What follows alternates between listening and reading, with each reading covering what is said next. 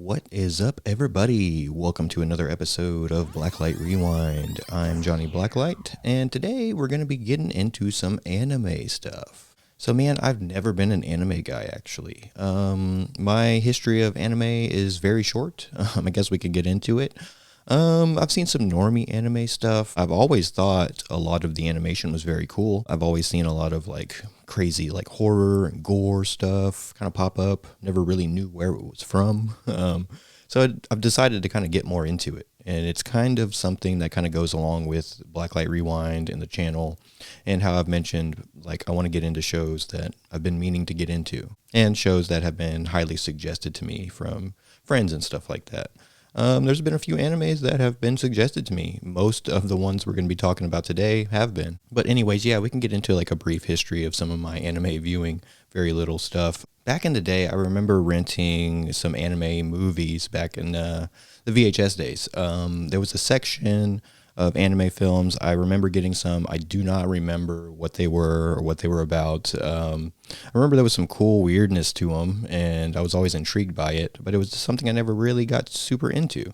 I remember trying to get into Dragon Ball Z as a real young kid, maybe 7 or 8 or 9 years old, but it just never really took. I just never really got into it. I was a big Pokemon fan, though. It was the right age for Pokemon when Pokemon came out. I collected the cards. I never played the card game, but I was really into collecting the cards. That was a big thing for us in school.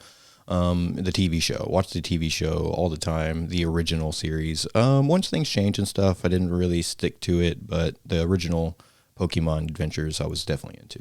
And that's about it, really, to be honest. I may have seen a few things here and there, but I definitely want to get more into it, and so I decided to make a watch block out of it. You know what I mean? I got all these watch blocks with sitcoms and old school drama shows and thrillers and stuff. Felt like, hey, why not? We're doing the weird animation stuff as well. I have a watch block for that with Eon Flux and The Max and Spawn and stuff like that. So I felt like this stuff would probably fit pretty well. So in this episode, we're going to be having reviews for the first episodes of Monster, Berserk, Terminator Zero, and Attack on Titan. Plus an anime movie review of Wicked City from 1987. So yeah, these are going to be pretty loose reviews. I want to keep the theme of Blacklight Rewind and the way I review just very loose, chill, very hangout vibe. You know what I mean? So I got some bullet point notes we're going to go over. We're going to talk about the episodes, talk about the movie. Let's get into it. So the first one we're going to be getting into is Monster from 2004. We're going to be talking about the first episode here. Opens in Dusseldorf, Germany. Setting feels pretty grounded compared to, I guess, most, or what you would expect from most anime. Not a fantasy city or anything. A very realistic European environment. You have Dr. Kenzo Tenma. The names, I might fumble a little bit on some of these anime shows, so just so you know, but we'll get through it. Anyways, Dr. Tenma is shown as a rising star at his hospital, respected for his skill, but caught up in hospital politics.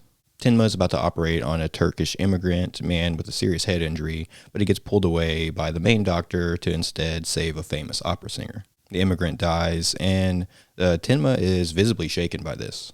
Tenma's fiancée, she is the daughter of the director of the hospital, and she reinforces the climb the ladder mindset, pressuring him to focus on his career over his conscience. A shocking incident occurs. Some twins are brought in, a boy with a gunshot wound to the head, and a girl in just shock. Repeating fragmented words and whatnot, kill over and over again. It's pretty strange stuff. Their parents have been slain in this attack. At the same time, the mayor collapses and needs emergency surgery. Tenma makes a choice. Instead of obeying orders, he goes to save the boy.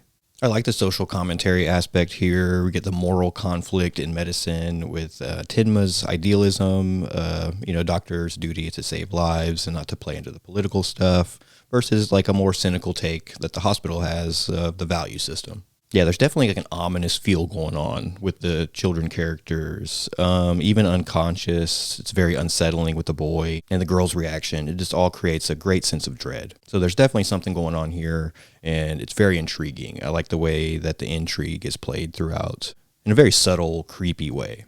I'm a big slow burn guy, so I'm super stoked to get into this one. I like my mystery, A24-ish kind of vibes, and I kind of feel like this has kind of a little bit of that. Get the power and status, corruption, hierarchy stuff, the opera singer, and the mayor getting priority because of their power and status. Lays a great foundation for the series to critique authority and kind of play with those social commentary aspects. So that should definitely be interesting.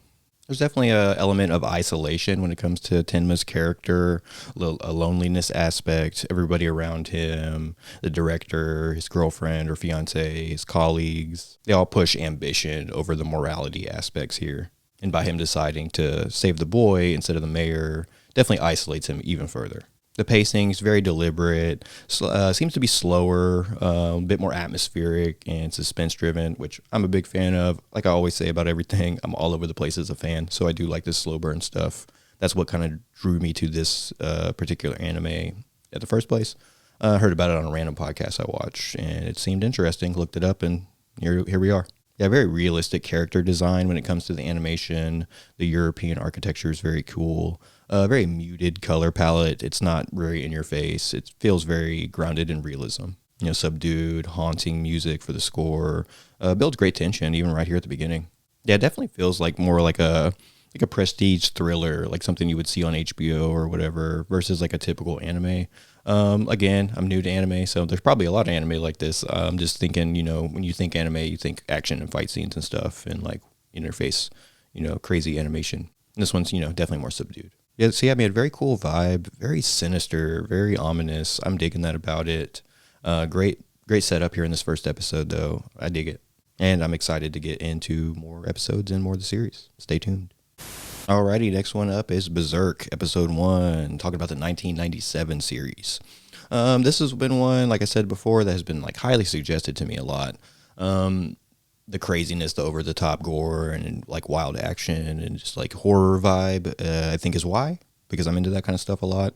I definitely think I'm going to like it, man. Definitely enjoyed this first episode. Opens with a very brutal medieval setting, very grim landscapes, the peasants, the oppressed, the feeling of like constant war and battles going on, and just like turmoil and whatnot. We get our introduction to Guts, our main character, cloaked, scarred, carrying an impossibly massive sword. So cool, man. Just the over-the-top aspect of that just really drives home the force of that sword and the power and whatnot. So very cool. Yeah, I feel like his design just instantly communicates his role as like an anti-hero type character. So I'm super excited to get into it. He walks into a corrupt town ruled by a sadistic lord who has become a monster. He displays his ruthlessness efficiently. He slaughters some soldiers in a very brutal fashion. I mean, arms are cut off, bodies just cleaved in half with this massive sword. The violence is like super shocking and over the top. He's taunting the ruling authority here, deliberately provoking confrontation. There's an apostle that turns into like a snake monster person thing, which is really cool. He's revealed, grotesque transformation. It's awesome stuff. A fight ensues with him and Guts. Guts brutally kills this apostle in a really cool ending scene here in this first episode. But man, really cool stuff. Really cool way to set this thing up. It doesn't feel super exposition heavy, which I like. I like how we're just kind of plopped into this wild, crazy, violent world, and we just kind of figure things out as we go. We're going to get some flashback stuff, I'm sure. So let's do it. Yeah, just opening with the overwhelming carnage and violence is really cool, man. Just like announcing that this world is super cruel, just blood-soaked nightmare, basically. I love the mystery around Guts at the beginning. Like I said, one of my favorite scenes in this first one was whenever he's being like surrounded by the like demonic entities and stuff like that. It's just really cool, man. I like that aspect. And they show the mark and everything and how that's going to be tied into this, and they're attached to him somehow. Very cool. Again, the transformation of the apostle into the snake character is just very cool, man. Literalization of like tyranny right there. The animation style is really cool, man. I love the old school, just like gritty, rough outlined, heavy shadows, the muted colors, the imperfections, man, just really make it feel like real and like lived in, and just adds to that like gritty atmospheric vibe for me. I like the simplicity of some of the action choreography. Again, the sword being emphasized by its weight and size is really cool. Adds a interesting, like surrealist aspect for me. Just a super oppressive, nihilistic atmosphere, man. The tone feels closer to a horror thing than like fantasy adventure, really. A good mix, I guess, because it does have a very medieval feel, but with like some very horrific stuff and some very spooky, creepy, ominous stuff too. Chilling, atmospheric music for the score. eerie chants and just harsh sounds and whatnot, man. Perfect for the mood that this thing creates. So yeah, this first episode definitely did a great job at like building intrigue for a new viewer like me, man. Hints at Guts' past with the scars and the brand and his obvious rage and his mission that he's on. So yeah, man, I'm super excited to get more into Berserk, so stay tuned for more episode reviews, man. I dig it. Alrighty, next one up is Terminator Zero. We're going to be talking about the first episode of that, man. This is a newer series. I'm not exactly sure of the year. It came out pretty recent, maybe a year or two ago or something like that. I'd been meaning to check it out and just never got around to it. So that's what we're doing here, man. We're getting around to it. Man, I dug it, man. Super cool, really flashy stuff, man. I really liked it. Opens in 2022. We get a resistance fighter racing through like a destroyed bunker, plants a bomb on a Terminator's face, and ends up hacking into its memory. The Terminator's not actually destroyed, but the resistance fighter escapes with the vital data. She delivers this intel to the Prophet, the resistance leader. And then we shift into 1997 Tokyo. We get Malcolm Lee haunted by visions of a nuclear apocalypse. He's consumed by building an AI meant to fight Skynet. Malcolm's focused on saving the world, but at home, his 3 kids and their nanny are feeling abandoned and left out. The episode ends with a Terminator traveling back to 1997 to go after Malcolm. Yeah, this first episode has a great mix of action versus the family drama stuff. We have the high-stakes fight in 2022, and it contrasts very well with like the quiet, emotional strain that we get from Malcolm and his family stuff in 1997.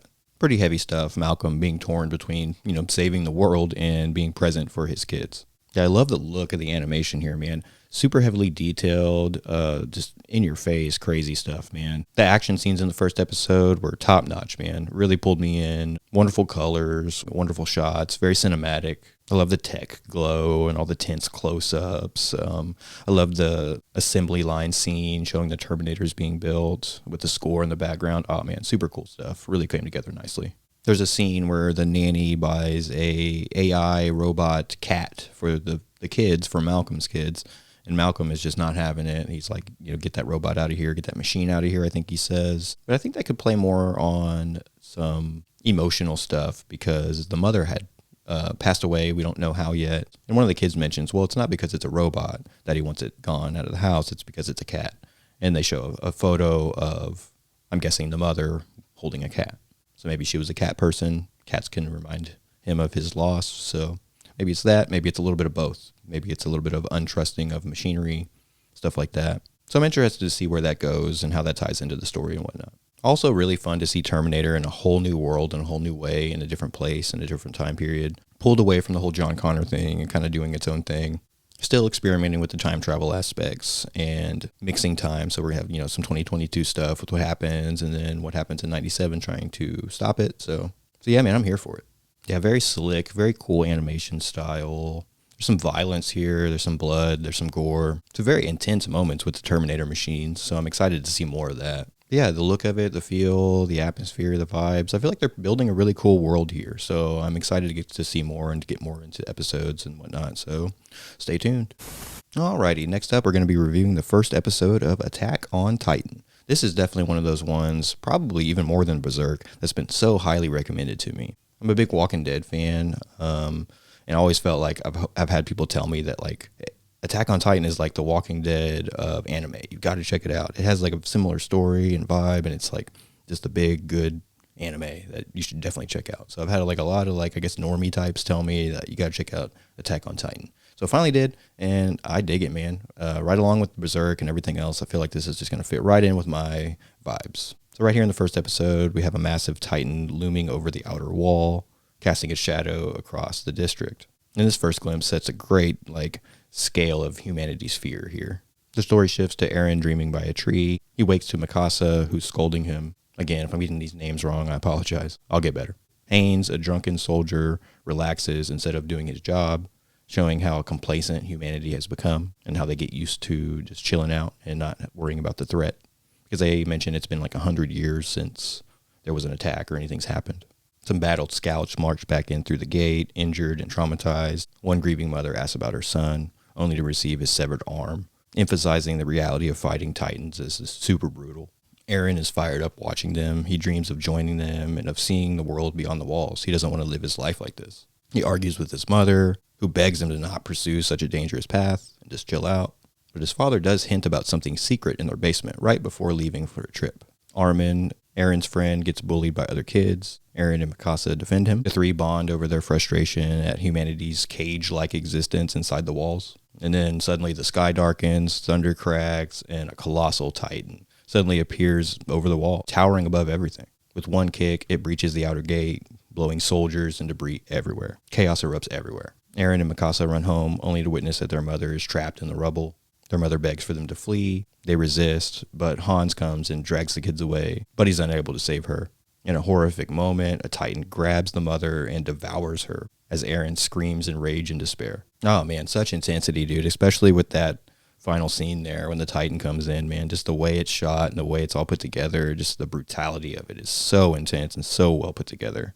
The scene where he eats the mom is so crazy, man. It's such a wild way to start the series. Even the scene with the mom asking about her son who died in battle and receiving the arm. Wow, man, that really hits, man. It's something that really shows the brutality of what these people are having to deal with here. It's such an intense thing. Yeah, there's a lot of false sense of security here. Like I said, the walls have given these people 100 years of peace, but apparently, an illusion. You get like complacency versus like curiosity with like the laziness of some of the soldier characters and Aaron's like just relentless ambition to just get after it. Yeah, a lot of trauma and motivation here. Aaron's mom's death is definitely something that's going to obviously fuel his hatred of these titans and make him want to fight even more. Great contrast here too, because we have like a, bright, peaceful countryside stuff, and then bam, just horrific destruction everywhere. So it's great contrast. The design of the titans is just so weird and uncanny, man. Human-like, but like twisted, grotesque, weird, and giant and crazy. So yeah, super scary stuff, man. Yeah, this feels grandiose and like cinematic. I love it. Aaron is set up as like an angry, idealistic, and reckless character, set up as someone who will definitely defy the world's limits here. Mikasa is very stoic and protective and strong. Her bond with Aaron is already central to the plot. So yeah, man, I'm just excited to get more into the lore of this thing. What's in the basement? What's going on with these titans? Like, why do they exist? What's the deal? No spoilers, please. I'm, watching episode to episode, so I'll get there. But yeah, man, I definitely dig the first episode of Attack on Titan. Super stoked to get into the rest of the series, man. I feel like this is probably going to be one of my favorite animes already, dude. I can already tell just off the tone of this one compared to the rest. I feel like this one and Berserk are going to stand out for me personally. Just first impressions of getting into this stuff. Alrighty, well, that brings us to our main event review of the episode. So we're going to be talking about Wicked City from 1987. This one seems super intriguing to me, man, because I'm super into body horror and like 80s creepy horror stuff, gore, tech-noir, old school vibes. So this one was perfect for me, man. I really dug it. The film opens by establishing a world divided between humans and the Black World, a dimension of demonic beings. There's a fragile peace treaty that must be renewed every few centuries. Taki, a human Black Guard agent, is introduced. Very cool, neo-noir style vibe guy, secret agent guy. He operates in Tokyo, protecting humans from the Black World threats. Early on, we see Taki face off with a seductive female demon who tries to lure him and wants to obviously eat him or something. But yeah, the film definitely doesn't waste its time showing like the blend of like eroticism and horror. Taki learns he's been assigned to guard Giuseppe, an elderly man crucial to renewing the treaty between the two worlds. Taki is paired with Maki. I think I'm saying that name right. I could be wrong. A beautiful female agent from the Black World. She's cold and professional, but there's a tension and mistrust between them that ends up blossoming into love. On their mission, they're constantly hunted by like these violent, grotesque demons. Tentacle horror is all over the place in this thing. Taki and Make start to trust each other after saving each other multiple times, though their relationship is complicated by Make's dual identity. Giuseppe reveals shocking truths, including the prophecy about the child of a human and a demon who could bring peace, foreshadowing the significance of Taki and Make's partnership. The film climaxes in violent battles with Black World assassins, blending gory horror with slick animation. So yeah, man, I love the mix of like noir detective vibes, horror, eroticism, sleaze, and action. The atmosphere and the tone is so great, man. I love it. It's dark, moody. I love the hand-drawn, gritty look of the animation as well. Dripping with neon-lit Tokyo atmosphere, dude. Perfect. The horror elements are top notch, man. Grotesque monsters and body horror. I love the spider lady. Such cool looking stuff, man. Very surreal and weird and violent all at the same time. The eroticism is a weird aspect here too. I like sleazy 80s films, so this one fits in perfect with that. The social commentary here with some like prejudice between humans and demons, allegory for, real world divisions. Maybe even some Cold War undertones there with like an uneasy coexistence of two worlds. Taki and Make's relationship, crossing borders, human/demon partnership as hope for the future. Taki's a very cool character, man. Very neo-noir anti-hero type, cool-headed, flawed in his womanizing ways, I guess. Very sarcastic, very funny. Make is a great companion to that because she just doesn't back down from it. You know what I mean? So she's right there keeping up with him. Giuseppe's super funny and weird and perverted. He's just like a super weirdo. So that adds a funny, goofy aspect to the film. Kind of, I guess, the comic relief, as you could say. And it kind of plays into the eroticism and sleaze of the film. So it fits. But yeah, I guess I would say my favorite aspects of this film would be the tone and the atmosphere and the body horror aspects. The mouths opening in body parts and spider people and like the shapeshifter transformation aspect is just very cool and very weird and very otherworldly. And I think that's a really cool aspect to have with this like two worlds having to deal with each other and come to a peace agreement kind of thing. And an interesting little twist there with the idea of Taki and Make maybe having a baby to bring in peace. So yeah, overall I had a great time with it. I think it was paced pretty well. I didn't really get bored or anything like that. It's a shorter runtime. I think it's like an hour, 22 minutes. So it's not super long. Clicks along pretty well. Some really cool set piece body horror stuff and fight scenes and whatnot. So kept me on the edge of my seat, man. I was really into it. It was very immersive. The atmosphere was very immersive for me. I dig it, man. I'm super excited to see more stuff like this. So if you know of other films, anime stuff, maybe some older stuff that's kind of like this, let me know in the comments. But yeah, man, I think that's going to do it for the episode. I'm Johnny Blacklight. This has been Blacklight Rewind. Thanks for watching. Subscribe for more. Y'all have a good one, and I'll see you next time.